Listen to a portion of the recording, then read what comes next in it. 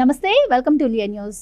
YCP మాజీ మంత్రి పేర్ని నాని తరచూ వివాదాస్పద వ్యాఖ్యలు చేస్తూ చిక్కుల్లో పడుతున్నారు. అయితే తాజాగా ఆయన కూటమి ప్రభుత్వాన్ని ఉద్దేశించి, అలాగే ముఖ్యమంత్రి చంద్రబాబు, నారా లోకేష్, పవన్ కళ్యాణ్ని ఉద్దేశించి కూడా అసభ్యకరంగా మాట్లాడారు.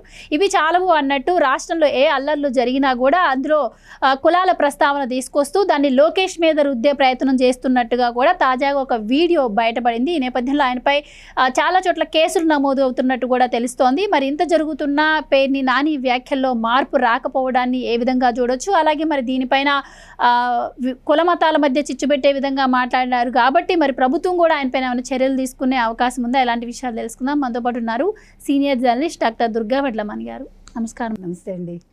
పేర్ని నాని గారి వ్యాఖ్యలు మీరు కూడా వినే ఉంటారండి. మనం చూస్తే లోకేష్ గారి మీద నెట్టేద్దాం, అల్లర్లు చేసేయండి, విద్వేషాలు రెచ్చగొట్టండి కులమతాల మధ్య అని చెప్పి ఆయన బహిరంగంగానే ఒక వీడియోలో మాట్లాడుతూ వస్తున్నారు. సో అది బయటకు వచ్చింది కాబట్టి సరిపోయింది. కానీ లేదు అంటే గతంలో అంటే ఎప్పుడైతే పార్టీ ఓడిపోయిందో అప్పటి నుంచి జరుగుతున్న ప్రతి కార్యక్రమం వెనుక కూడా వైసీపీ ఈ విధంగానే హైదరాబాద్లో కూర్చొని ప్లాన్లు రూపొందిస్తుంది అని చెప్పి కూడా వార్తలు వస్తూ ఉన్నాయి. సో దీని ద్వారా అది నిజమని కూడా అనిపిస్తుందని ప్రజల్లో ఒక చర్చ నడుస్తోంది. ఏ విధంగా చూడొచ్చు అంటే రాజకీయాల కోసం ఈ విధంగా దిగజారాల్సిన అవసరం వైసీపీ ఎందుకు పట్టిందంటారు? సో పేర్ని నాని గారు ఈ విధంగా చేయడంపై మీ అభిప్రాయం?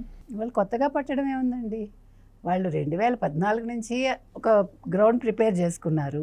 2019-24 మధ్యలో వాళ్ళు ఒక భయాన్ని క్రియేట్ చేసి అధికారుల్లో కావచ్చు, లేకపోతే ప్రజల్లో కావచ్చు, భయంతో వాళ్ళు పరిపాలన సాగించారు. ప్రతిపక్షం నోరెత్తకుండా చేయాలనుకున్నారు. కానీ ప్రజలు తెలివిగా ఉండి వాళ్ళు ప్రతిపక్షమే కావాలనుకుని కూటమికి ఇచ్చారు. ఇప్పుడు కూటమి గురించి వీళ్ళు ఇన్ని మాట్లాడుతున్నారు కదా, ఇండివిజువల్గా తెలుగుదేశం 134 సీట్లు తెచ్చుకుందా లేదా? మిగతా 30 సీట్లు, 21 సీట్లు జనసేన తెచ్చుకుంది, 9 సీట్లు బీజేపీ వచ్చింది. కాబట్టి ఇక్కడ ఎవడు చేవలేని వాడు ఎవడు లేడు కదండి. అయితే మీరు చెప్పినట్టుగా 3 రోజులుగా రెచ్చిపోతున్నాడు పేర్ని నాని. ఆ రెచ్చిపోవటంలో కూడా నిన్ననేమంటున్నాడు, మొత్తం మీడియాలన్నీ కూడా నా మీదే పడి ఏడుస్తున్నాయి, నేను తప్ప మీకు న్యూస్ లేదా అన్నట్టు మాట్లాడుతున్నాడు. అంటే మీడియాను కూడా నిన్న అంటే ఇవాళ చాలా కించపరిచాడు ఆయన చెప్పాలంటే. ఇంకొక విషయం అంటే వాళ్ళు చేసే పనులన్నీ కూడా ఈ రెడ్ బుక్ అనే ఒక పేరుకు ఆపాదించాలి. ఈ రెడ్ బుక్ వెనకాల లోకేష్ దీనికి అన్నింటికీ కారణం. ఈ గుడివాడ ఇన్సిడెంట్ కావచ్చు, మరొక ఇన్సిడెంట్ కావచ్చు, ఇప్పుడు జరుగుతున్న ప్రతి ఒక్కటి కూడా అంటే ఎక్కడెక్కడ ఏవేవి అల్లర్లు జరుగుతున్నాయో వైసీపీ వాళ్ళు చేస్తున్నవి, వీటన్నింటికీ రెడ్ బుక్ రాజ్యాంగమే కారణం. అంటే రెడ్ బుక్ రాజ్యాంగం అంటే లోకేషు. మీరు లోకేష్ పేరు చెప్పి మీరందరూ అల్లర్లు చేయండి, రప్పరప్ప నరికేయండి, చీకట్లో కన్నుగొట్టినా నరికేయండి. నేను చీకట్లో నరకమని ఏం చెప్పలేదు, నేను అలా చెప్పాలనుకుంటే పగలే నరకమని చెప్తాను అంటున్నాడు. అంటే పగలే నరకమని చెప్తున్నాడు పేర్ని నాని గారు. అంటే ఇప్పుడు మీకు అర్థమైంది ఈ వీడియో ఏదైతే లీక్ అయిందో, లీక్ అవ్వకపోతే మీరు అన్నట్టుగా పరిస్థితి ఏంటి? ఇప్పుడు లీక్ అవటం వల్ల పేర్ని నానినే ఇవన్నీ చేయిస్తున్నారు అనేది ఒకటి అర్థమైంది. రెండోది ఆయన చాలా మాట్లాడాడు. చంద్రబాబు నాయుడు, నీకు ఇప్పటికే 76 ఏళ్ళు, ఇంకా ఎంతకాలం బతుకుతావు నువ్వెవడం అసలు మాట్లాడటానికి? ఇలాంటి వాళ్ళు కొట్టినా పాపం ఉందా మీరు చెప్పండి. అసలు చంద్రబాబు నాయుడు బతికుండడం మీకు ఎంత బాధగా ఉందో అర్థమవుతుంది. ఎందుకని? చంద్రబాబు నాయుడు గారు 18 గంటలు కష్టపడుతున్నారు. చంద్రబాబు నాయుడు గారు పోలవరం తీసుకొస్తున్నారు. చంద్రబాబు నాయుడు గారు అమరావతి డెవలప్మెంట్ చేస్తున్నారు. ఇప్పుడు రేపు పొద్దున సింగపూర్ వెళ్ళి సింగపూర్లో అక్కడ నమూనాలన్నీ చూసి సింగపూర్ తరహాలో ఇక్కడ అమరావతిని డెవలప్ చేయాలి. ఇక్కడ మొత్తం అంటే అందంగా అమరావతి ఉండాలి, అభివృద్ధిలో అమరావతి ఉండాలి, అన్ని దేశాలతో పోటీ పడేలాగా అమరావతి ఉండాలి, అమరావతి రాజధాని అనేది వారి ఉద్దేశం. సో మరి ఇవన్నీ జరుగుతూ ఉంటే మరి చంద్రబాబు నాయుడు గారు ఓ పక్క తల్లికి వందనం ఇచ్చేశారు. మన 12 మంది పిల్లలు ఉంటే ఒక కుటుంబంలో తల్లికి వందనం ఇచ్చారు, చెప్పిన హామీలన్నీ అమలు చేశారు. ఇవాళ ఒక్క వైసీపీ వాడు సూపర్ 6 గురించి మాట్లాడుతున్నాడా? ఇవాళ జగన్మోహన్ రెడ్డి సూపర్ 6 సూపర్ 7 అనే డైలాగ్ మాట్లాడగలుగుతున్నాడా? మీరు చెప్పినట్టుగా బస్సులు ఉచిత బస్సు ఒక్కటి ఉంది, ఆగస్ట్ 15కి అది కూడా వస్తుంది. కాబట్టి ఇప్పుడు వాళ్ళకి ఎటువంటి అవకాశము లేదు కూటమిని తిట్టడానికి. అందుకని వాళ్ళు చంద్రబాబు నాయుడు గారి మీద పడ్డాడు. చంద్రబాబు నాయుడు గారి మీద పడ్డం ఏంటంటే బుద్ధి లేనివాడు కాకపోతే. ఎందుకంటున్నానంటే 50 ఏళ్ల జగన్మోహన్ రెడ్డిని నీ అంతు చూస్తానంటున్నాడు. అంతు చూస్తాను, నిన్ను అధపాతాళానికి తొక్కేస్తాను, లేకపోతే ఇంకొకటి అంటే బాబుగా దాని అర్థం నీ పార్టీని భూస్థాపితం చేస్తానని. జగన్మోహన్ రెడ్డిని చంపుతానో, నరుకుతానో, కొడతానో మీ పనికిమాలిన మాటలు కానీ మీ పనికిమాలిన డైలాగ్స్ కానీ అక్కడ ఇంప్లిమెంట్ చేయకండి. ఎందుకంటే అసలు కూటమి వాళ్ళు మంచిగా ఉండబట్టే సుపరిపాలన అందించాలనే లక్ష్యంతో ఉండబట్టే మీరందరూ ఇవాళ పెట్టలేకపోతున్నారు. లేకపోతే మీరందరూ నోరు విప్పే దమ్ముందా మీ అందరికీ? మీరు 3 నెలలు నోరు మూసు కూర్చుని ఈ ప్రభుత్వం వచ్చాక 7 నెలలుగా గందరగోళాలు సృష్టించాలని చూస్తున్నారంటే అంటే వీళ్ళ మంచితనాన్ని మీరు చేతకానితనంగా అనుకుంటున్నారు. అలా అనుకోవద్దని మనం పేర్ని నానికి చెప్తున్నాం. మంచితనం ఎప్పుడూ కూడా దాని ఫైనల్ ఫలితాలు ఎలా ఉంటాయంటే అది మళ్ళా వాళ్ళు తేరుకోలేని దెబ్బ కొడుతుంది.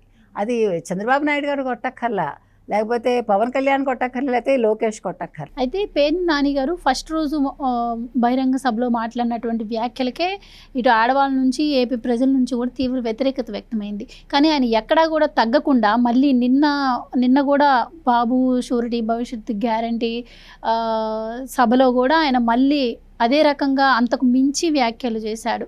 మీరన్నట్టు చంద్రబాబు గారి చావు గురించి కావచ్చు, అలాగే లోకేష్ గారు వల్లభనేని వంశీని ఏదో చేస్తానన్నారు, ఏం చేశారని కావచ్చు, కొడాలి నాని మళ్ళీ వస్తున్నాడు, ఏం బీకుతారన్నట్టు ఆ విధంగా మాట్లాడుతూ వస్తున్నారు. సో ఎలా చూడొచ్చు అంటారు? అదే చెప్తున్నానండి. ఇప్పుడు కొడాలి నాని 2-3 నెలల్లో ఆరోగ్యం సరైపోయి వస్తాడట.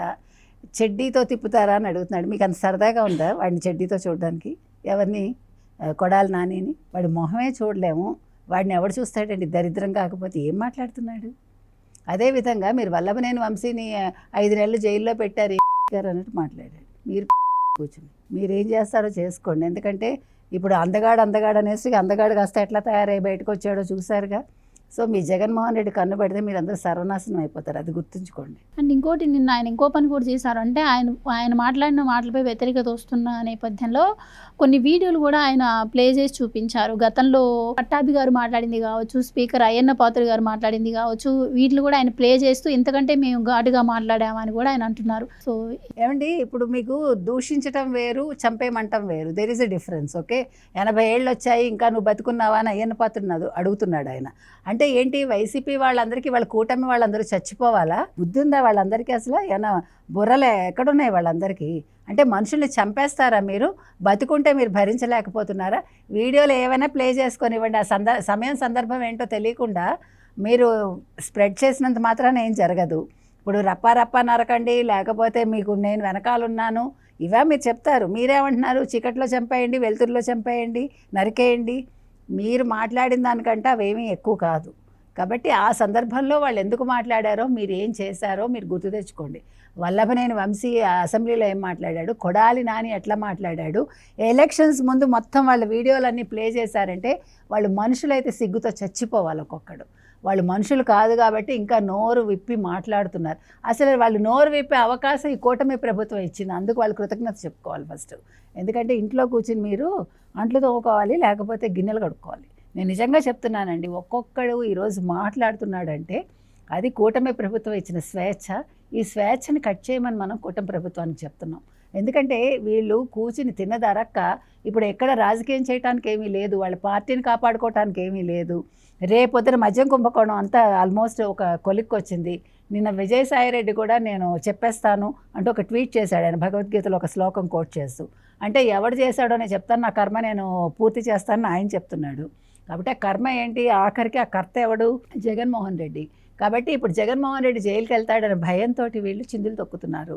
అంటే ఇవాళ మీకు ఇంత అవకాశం ఇచ్చినా కూడా మీరు నియోజకవర్గాలకు వెళ్ళి మీ ప్రజల్ని పట్టించుకోకుండా మీరు ఇవాళ అభివృద్ధి చేస్తుంటే చూడలేక కూటమి ప్రభుత్వం మీద పడుతున్నారంటే ప్రజలు ఇవన్నీ గమనిస్తున్నారండి. మీరు 29లో రావడం కోసం ఈ రకంగా గ్రౌండ్ ప్రిపేర్ చేసుకుని అధికారులని భయభ్రాంతులకు గురి చేద్దామని కానీ, లేదు కూటమి వాళ్ళని మేము చంపేస్తామంటే వాళ్ళేం భయపడరు, మంత్రులు అంతకంటే భయపడరు, ఎమ్మెల్యేలు అంతకంటే భయపడరు, ప్రజలు అసలు భయపడరు. తేడా వస్తే వీళ్ళందరినీ కూడా వైసీపీ వాళ్ళని ఒక్కొక్కరిని తుక్కు రాగొడతారు వాళ్ళు. కాబట్టి పేరుని నాని ఒళ్ళు దగ్గర పెట్టుకోవాలి. బియ్యం తిన్నావు ఇంకా అరగట్లేదేమో, తిన్న బియ్యం అరక్క రేషన్ బియ్యం ఇట్లా మాట్లాడుతున్నాడు. కాబట్టి పేరుని నాని ఒక్కసారి కూర్చుని ఆలోచించుకుంటే ఏం మాట్లాడుతున్నాడో ఏం మాట్లాడాడో రివైండ్ చేసుకుని వింటే అప్పుడు తన్ని తాను ఎలా సంస్కరించుకోవాలో ఆలోచించుకుంటాడు. కాబట్టి జగన్మోహన్ రెడ్డి గారు కూడా ఆలోచించాలండి. ఇలాంటి వాళ్ళందరినీ నా చుట్టూ పెట్టుకుని నాకే బుద్ధి లేదనుకుంటే నా చుట్టూ ఉండే వాళ్ళకి ఇంకా బుద్ధి లేదనేది ఆయనకి బుద్ధి రావాలి first. Thank you so much. Thank you.